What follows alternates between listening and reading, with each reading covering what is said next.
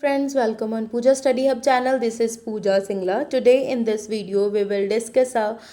topic branches of linguistic which is prescribed in BA semester 4 English literature module 2. So let's start from the definition. The word linguistic originates from the Latin word lingua. ठीक है, ਜਿਹੜਾ word है linguistic एक Latin word ਤੋਂ originate ਹੋਇਆ ਜਿਹਦਾ ਜਿਹੜਾ word ਕੀ ਹੈ lingua. Lingua ਦਾ actual meaning ਕੀ ਹੁੰਦਾ tongue.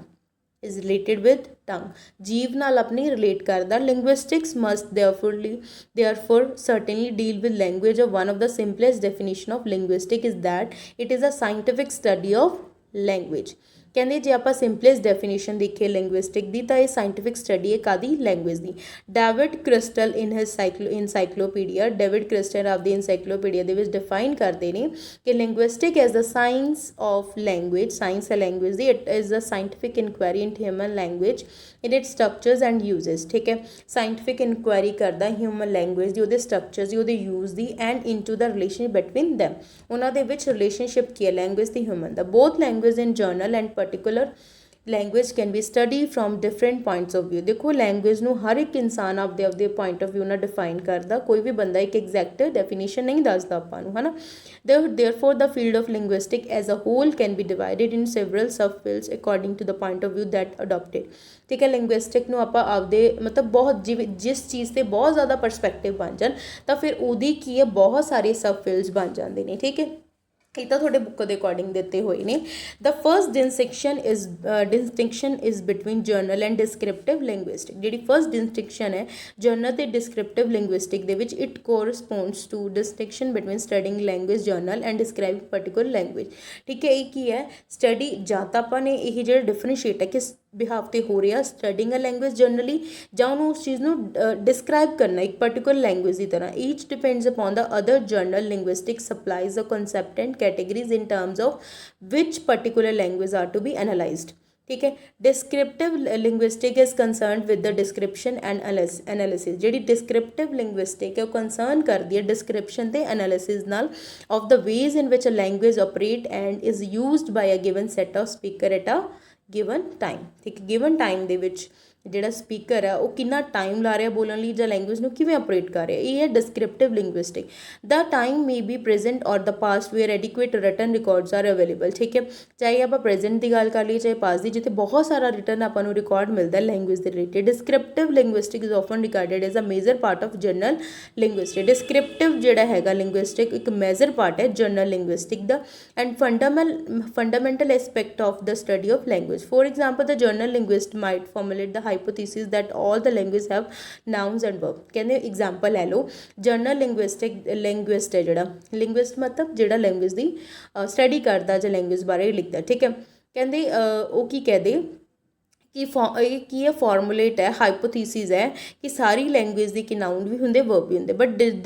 descriptive linguistic ਕੀ ਹੈ might refuse ਉਹ refuse ਕਰਦੇ ਕਿ this with evidence that there is at least one language in the description of which there is no distinction between nouns and verb ਦੂਜਾ ਬੰਦਾ ਕੀ ਕਹਦੇ ਕਿ ਕੋਈ differentiate ਨਹੀਂ ਹੈ noun ਤੇ verb ਦੇ ਵਿੱਚ but to refute or confirm the hypothesis the descriptive linguist must operate with some concepts of noun and verb which have been supplied to him by journal linguist ਸਮਝ ਆਈ ਇੰਨੀ ਚੀਜ਼ ਠੀਕ ਹੈ ਉਸ ਤੋਂ ਬਾਅਦ ਕੀ ਹੈ throughout the 19th century 19ਵੀਂ ਸਦੀ ਦੇ throughout ਠੀਕ ਹੈ linguists were very much concerned with the detail of historical development of particular language and with formulating general hypotheses about language change ਠੀਕ ਹੈ ਜਿਵੇਂ ਤੁਹਾਨੂੰ ਪਤਾ ਹੈ ਕਿ ਜਿਹੜੀ ਲੈਂਗੁਏਜ ਹੈ ਇਹ ਐਵੋਲੂਸ਼ਨਰੀ ਹੈ ਹਨਾ ਚੇਂਜ ਹੁੰਦੀ ਰਹਿੰਦੀ ਹੈ ਟਾਈਮ ਟੂ ਟਾਈਮ ਇਹ ਐਵੇਂ ਨਹੀਂ ਕਹਿ ਸਕਦੇ ਸਟੈਗਨੈਂਟ ਨਹੀਂ ਹੈਗੀ ਜੇ ਮੈਂ ਅੱਜ ਕਹਿਦਾ ਕਿ ਆਹ ਲੈਂਗੁਏਜ ਮੈਂ ਲਿਖਤੀ ਬਸ ਗੱਲ ਖਤਮ ਹੈ ਇਸ ਤੋਂ ਬਾਅਦ ਚੇਂਜ ਨਹੀਂ ਹੋਊਗੀ ਨਹੀਂ ਪੋਸੀਬਲ ਹੀ ਨਹੀਂ ਹੈਗਾ ਐਵੋਲੂਸ਼ਨ ਹੁੰਦੀ ਰਹਿੰਦੀ ਹੈ ਠੀਕ ਹੈ ਡਿਵੈਲਪਮੈਂਟ ਹਰ ਜਗ੍ਹਾ ਹੁੰਦੀ ਹੈ ਤੇ ਇਹਦੇ ਵਿੱਚ ਕਿਉਂ ਨਹੀਂ ਹੋਊਗੀ ਹਨਾ ਫਿਰ ਉਸ ਤੋਂ ਬਾਅਦ ਕੀ ਹੈ the branch of discipline that deals with these matters known as historical linguistic ਜਿਹੜੀ ਇਹ ਡਿਸਿਪਲਿਨ ਹੈ ਜਿਹੜੀ ਡੀਲ ਕਰਦੀ ਇਸ ਚੀਜ਼ ਨੂੰ ਉਸ ਨੂੰ ਕੀ ਕਹਿੰਦੇ historical linguistic it is clear that in historical linguistics one is interested in